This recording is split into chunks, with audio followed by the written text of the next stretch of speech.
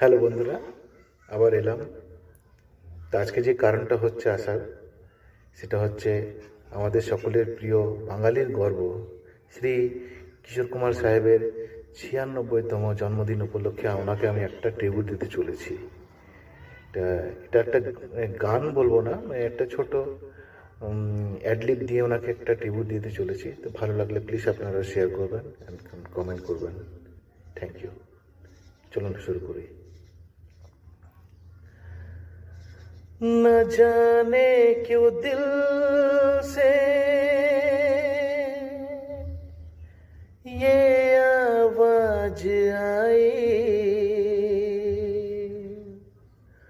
मिलन से है बढ़ के तुम्हारी जुदाई, इन आँखों के आंसू न कहलाते मोती, अगर तुम न होते, अगर तुम न होते, हमें और जीने की चाहत न होती,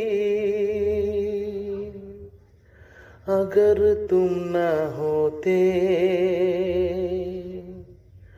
अगर तुम न होते, अगर तुम न होते, अगर तुम न होते। Thank you.